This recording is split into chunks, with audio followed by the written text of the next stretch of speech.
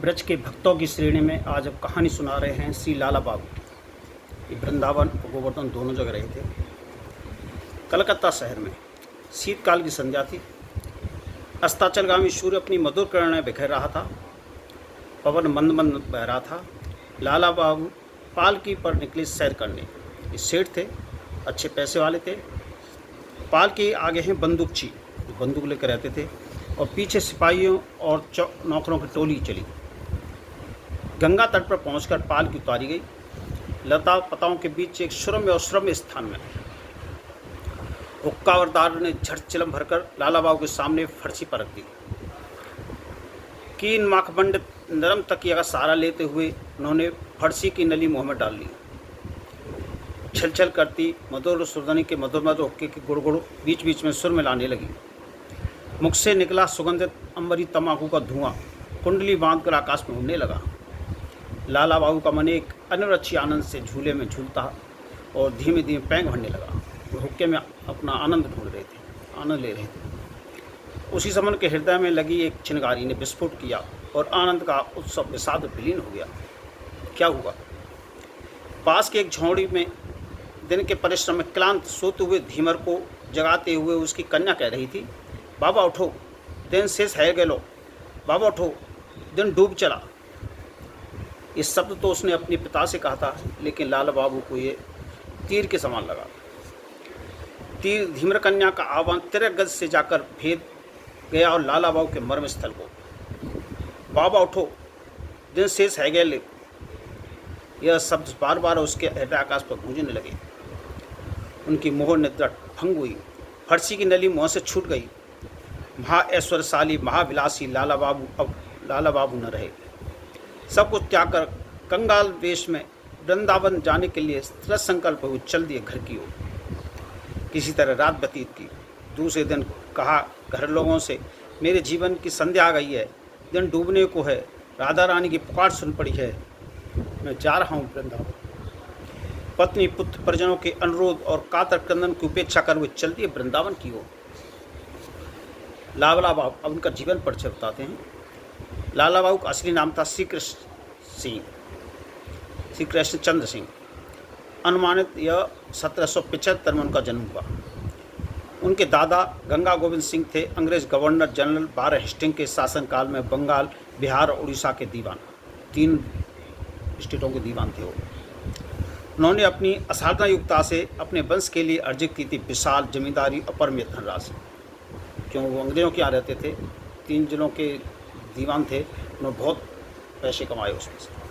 उनके भाई राधा गोविंद भी बहुत बड़ी धन संपत्ति के मालिक थे। कृष्णचंद्र सिंह के पिता प्राण कृष्ण थे दोनों भाइयों की संपत्ति के एकमात्र अधिकारी और उस समय के पूर्व भारत के सबसे बड़े धनी मानी व्यक्ति। इन दोनों के कोई संतान, एक ही पुत्र थे ये कृष्णचंद्र सिंह। वैभव विलास में डूबे रहते थे। कृष्णचंद्र उनके इकलौते बेटे थे। दादा गंगा गोविंद सिंह उन्हें प्यार से लाला पुकारा करते थे। नौकर चाकर अन्य सभी लोगों ने आदरपूर्वक लाला बाबू कहते थे। तो बच्चे को जो शुरुआत में लाला कहते हैं तो वो लाला बाबू नाम से प्रसिद्ध हो गए, इसलिए वो इसी नाम से समस्त भारत में विख्यात हुए। लाला बाबू की मेधा थी असामान्य, बुद्धि के बहुत तेज थे। उनके पिता ने बड़े से बड़े विद्वानों को उनकी अंग्रेजी, फारसी और संस्कृत पढ़ाने के लिए नियोजित किया था। फलस्वरूप अल्प समय में उन्होंने इन भाषाओं में व्युत्पत्ति हासिल कर ली, विशेष योग्यता प्राप्त कर ली इन भाषाओं में। श्रीमद् भागवत तो उनसे बहुत प्रेम था।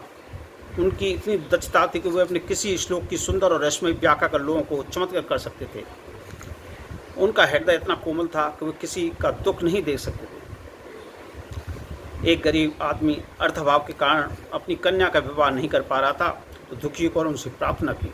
उनके पास वैभव विलास तो था ही, एक गरीब ने उनसे प्रार्थना की कि मेरी कन्या के लिए कुछ धन दिया जाए। उन्होंने खजांची को आदेश दिया कि 1000 रुपये तुरंत दे दो। उस समय 1000 रुपये बहुत होते थे।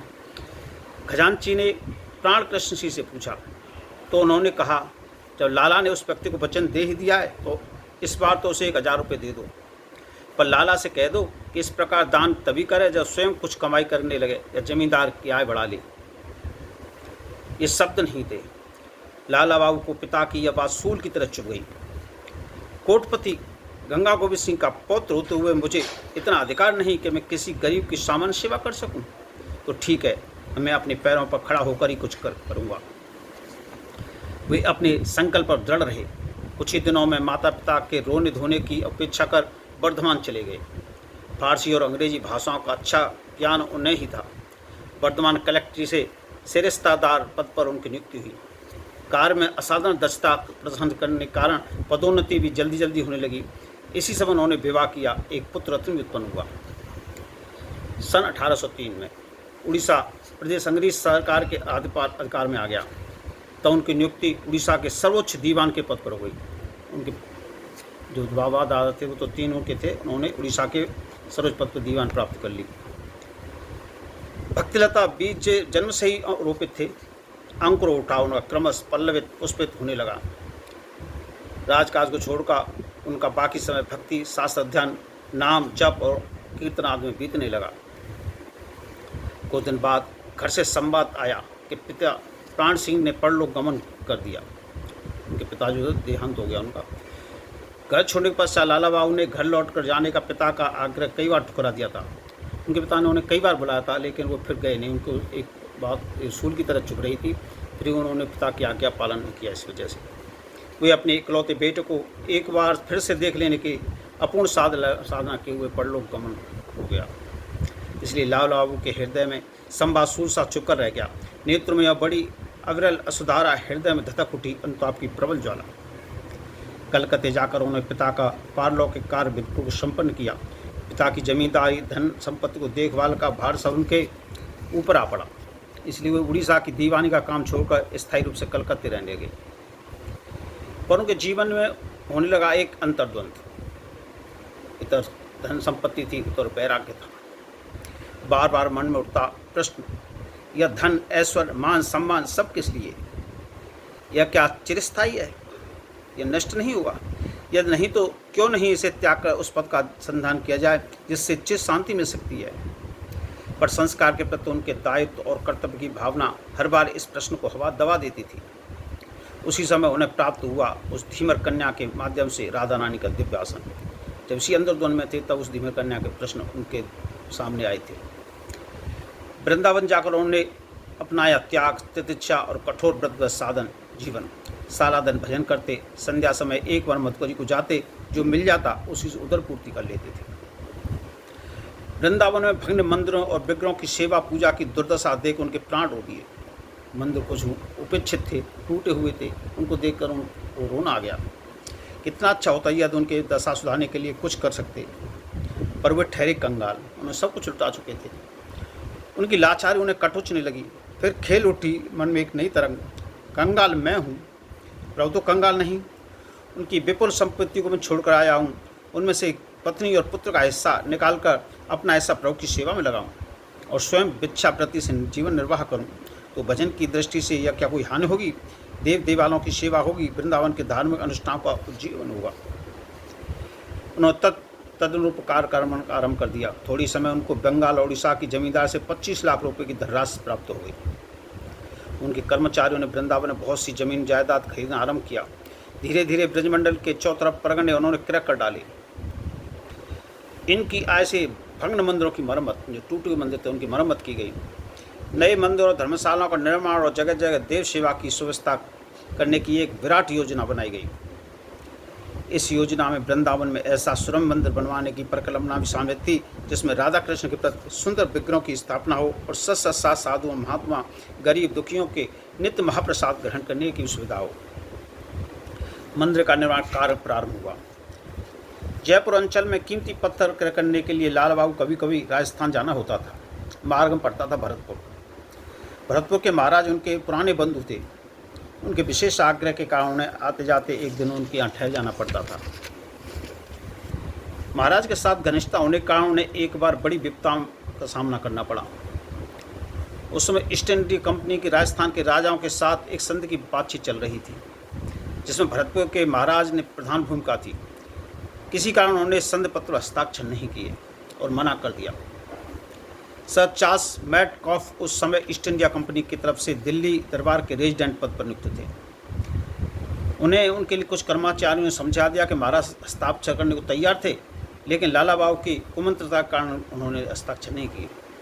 मैडकॉप ने क्रुद्ध हो लाला बाबू को बंदी बनाकर दिल्ली बुलवा भेजा। गिरफ्तारी की व्यवस्था की जाने लगी।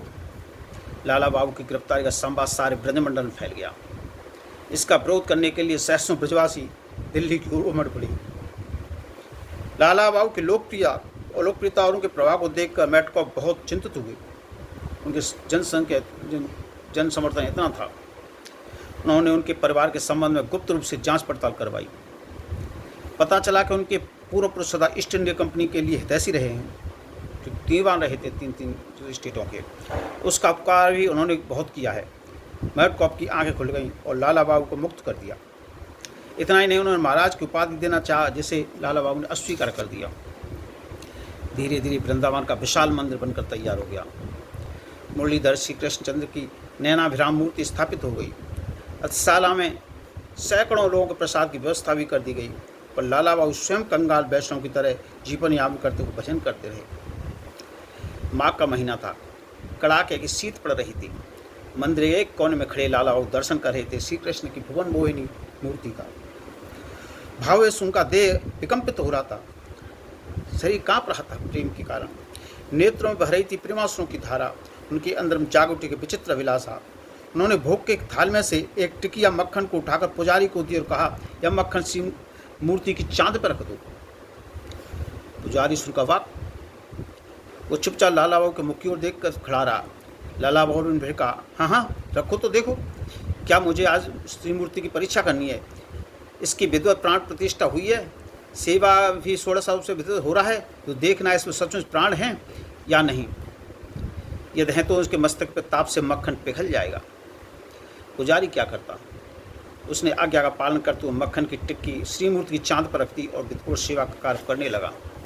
कुछ ही देर में पश्चात समुद्र मक्खन की धीरे धीरे पिघलकर त्रिमूर्ति अंगों पर बहने लगा। ऐसी भयंकर शीत में मक्खन का अपने आप गल जाना संभव नहीं था। निश्चय ही उनका पिघलना इस बात का प्रमाण था कि श्री विग्रह जीवित हैं। श्री कृष्णचंद्र के मुखारबंद से मक्खन बहता देख पुजारी और दर्शकगण चैतन्य करने लगे। लाला बाबू भावेश में मूर्छित तो पृथ्वी पर गिर पड़ी। एक और दिन लाला बाबू के मन में एक और ढंग की श्री मूर्ति की परीक्षा की बात आई। उन्होंने सोचा, इस श्री मूर्ति के सिर में ताप है तो नाश का प्राण भी होंगे, नाश का श्वास भी आती हो, क्यों न उनकी परीक्षा की जाए। उन्होंने पुजारी की थोड़ी सी रुई लेकर कर कहा, इसे थोड़ी देर श्री मूर्ति की नाक के नीचे लगाकर हाथ से पकड़े रहना, देखना कि मूर्ति में श्वास है या नहीं। पुजारी ने हंसते हंसते रुई श्री मूर्ति के नाक के नीचे लगा दी। देखा कि रुई की कंपन होने लगा। लाला बाबू के आनंद की सीमा नहीं रही। वे भाविष्ट हो श्री मूर्ति के सामने नाट्य मंदिर में लोटपोट होने लगे। एक दिन स्वप्न में श्री कृष्ण ने लाल बाबू से कहा, मैं तुम्हारी सेवा से प्रसन्न हूँ, पर मुझे कुछ और भी भिक्षा चाहिए तुमसे। लाला बाबू ने चौंक कर कहा, भिक्षा? ऐसे क्यों कहते हो प्रभु? आज्ञा करो न, तुम्हारी क्या सेवा करनी है मुझे? जानते नहीं लाला बाबू, मैं जन्म का भिखारी हूँ, घर घर भिक्षा मांगता डोलता हूँ। मेरे लिए एक और मंदिर का निर्माण करना है तुम्हें। एक और मंदिर? मैं तो सर्वस्व दान कर चुका हूँ प्रभु। लाला बाबू ने कहा, मेरे पास तो कुछ बचा ही नहीं है नए मंदिर के लिए। घर से अपने हिस्से के जो 25 लाख रुपए मंगाए थे उनमें से तो कुछ भी नहीं बचा। भगवान बोले, मैं जिस मंदिर की बात कर रहा हूँ उसका निर्माण साधक के पास ही जो कुछ है उसे सबको दे चुकने के बाद ही होता है। मैं सर्वस्व दान चुकने के बाद भक्त अपने हृदय में जो मंदिर बनाता है वही मेरे रहने का प्रिय स्थान है। तुम्हें हृदय की वेदी पर रहने योग्य ऐसे ही एक प्रेम मंदिर का निर्माण को मैं तुमसे यह भिक्षा लेने के लिए आज तुम्हारे द्वार पर खड़ा हूँ। वाह प्रभु! तो प्रभु आप ही कृपा कर बताएं, इस हृदय को किस प्रकार बनाऊं कि आपकी अवस्थिति में के योग्य हो। भगवान ने कहा, तुम ब्रजमंडल के सब तीर्थों का दर्शन करो, उसके पश्चात गोवर्धन में जाकर भजन करो। प्रभु मेरे द्वारा स्थापित इस मूर्ति में जो आप जागृत उठे हैं, इसे छोड़कर कैसे जाऊं? दया में बताओ।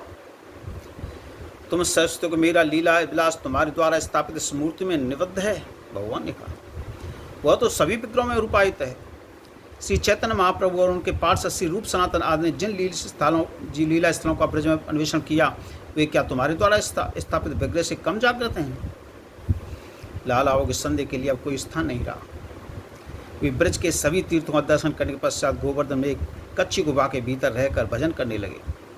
नित्य प्रातः गोवर्धन की परिक्रमा करते, दिन भर भजन में रहते, संध्या समय एक बार मधुकर को जाते और पेट भर कर फिर भजन करने लगे जाते थे। उस दिन जब गोवर्धन की परिक्रमा कर रहे थे तो मंदिर का पुजारी बोला, बाबा आज मधुकरी को न जावें, मैं संध्या समय का ठाकुर का भोग प्रसाद आपको पहुंचा दूंगा। संध्या समय घनघोर वृष्टि हो गई, प्रसाद लेकर बाहर जाना संभव ही नहीं था। रात्रि में भी देर तक वृष्टि होती रही। अब पुजारी बड़े धर्म संकट में पड़ गया। सोचने लगा, बाबा कब से भूखे प्रतीक्षा बैठे होंगे। वृष्टि जब कम हुई तो वह मंदिर के भीतर गया। यह देखकर अवाक रह गया कि जो थाल बाबा के लिए सजा कर रखा था ठाकुर के सामने, वो वहाँ नहीं था। क्या हुआ? कोई तो मंदिर में भीतर नहीं गया। पर अब शुभ विचार का समय कहाँ। पुजारी ने एक दूसरे थाल में सजाए भोग प्रसाद और चला गया बाबा के पास। उसे देखते ही बोले, यह क्या पुजारी बाबा, और क्या ये लाए? पहले का ही पौध सा बचा रखा ही, वो देखो। पुजारी कहने लगे, पहले ले दे गए, वही बचा हुआ है। पुजारी मंदिर के भोग का थाल और खाद्य सामग्री गुफा में रखा देखकर चौंक पड़ा। यह थाल यहाँ कहाँ से आया? कौन दे गया? वो बोले, ये आप क्या कह रहे हैं? आप ही तो दे गए। मैं दे गया? मैं शपथ खाकर कहता हूँ, मैं तो वृष्टि के कारण मंदिर से बाहर ही नहीं आया। वृष्टि कम होने का पर मंदिर के भीतर देखा तो वहाँ थाल न थाली रखी थी। फिर दूसरे मिट्टी के थाल में जो फलाद मंदिर थे लेकर आया हूँ। यह सुन लाला बाबू का देह सात्विक प्रेम विकारों से परिपूर्ण हो अचेतन अवस्था में भू पर पड़ गया। चेतना आने पर अश्रु गदगद कंठ से कहने लगे, हाय प्रभु, इस अधम के लिए इतना कष्ट, और मैं पहचान भी नहीं सका। पहचानता भी कैसे? यदि आप पहचान में ना आना चाहें तो किसकी शक्ति है जो आपको पहचान सके? आपने क्यों इतने छल के साथ कृपा की प्रभु? कृपा की तो कृपा की कृपणता क्यों कृपा सिंधु?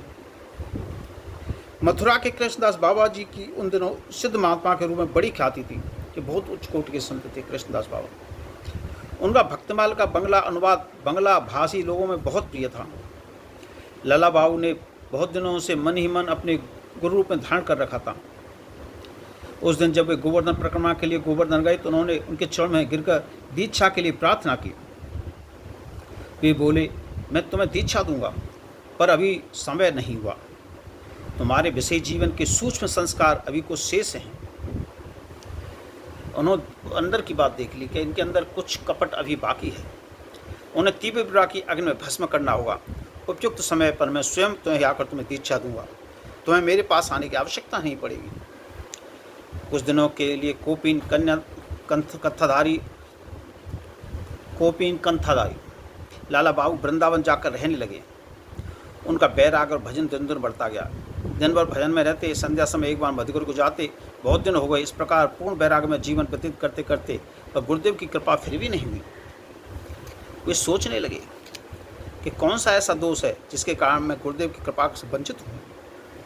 एकाएक मन में आया, मैंने सारे ऐश्वर्य का त्याग कर गंगा देश तो धारण कर लिया है, पर क्या मैं अपने अभिमान का पूर्ण रूप से त्याग कर पाया हूँ? मैं मधुकरी के लिए कितने मंदिरों और कुंजों में जाता हूँ, पर उस सेठ के कुंज की ओर क्या मेरे पैर कभी पड़े हैं? बात क्या थी? रंग जी के विशाल मंदिर के निर्माता सेठ लक्ष्मी चांद जी लाला बाबू के प्रतिद्वंदी थे। दोनों में मंदिर बढ़ाने की होड़ लगी हुई थी, पुनरुद्धार करने की होड़ लगी थी। मंदिर के निर्माण, साधु वैष्णव सेवा और दान दक्षिणा आदि में उनसे बराबर होड़ लगी रहती थी।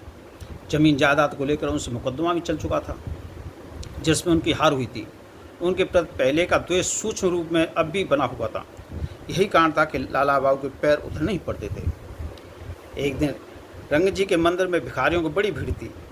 भीड़ में कंधे पर बिच्छा की झोली डाले एक कनक कांत मूढ़ दीर्घदारी भिखारी भी था। वह करताल बजा बजा कर उच्च स्वर में कृष्ण नाम का कीर्तन कर रहा था।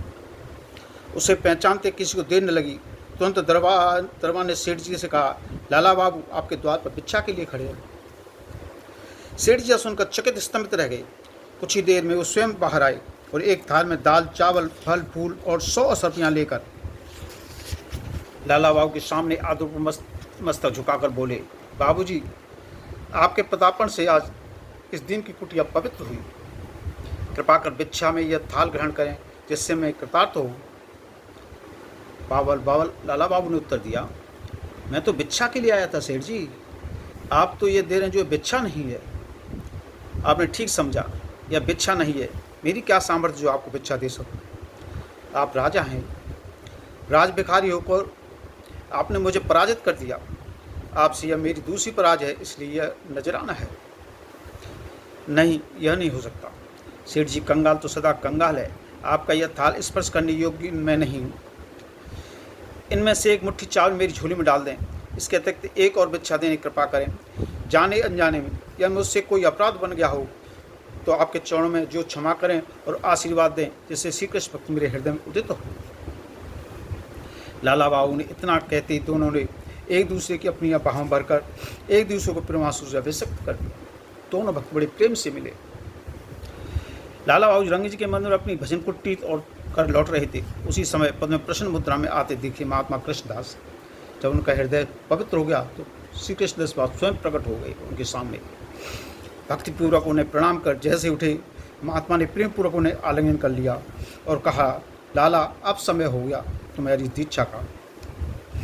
शुभ लग्न में लाला बाबू की दीक्षा हो गई। दीक्षा के उपरांत उपदेश देते हुए गुरुदेव ने कहा, अब गोवर्धन में उसी गुफा में जाकर निरंतर भजन करो।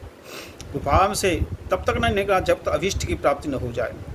इस बीच किसी मनुष्य का मुख भी नहीं देखना। गुरु की आज्ञा हो गई।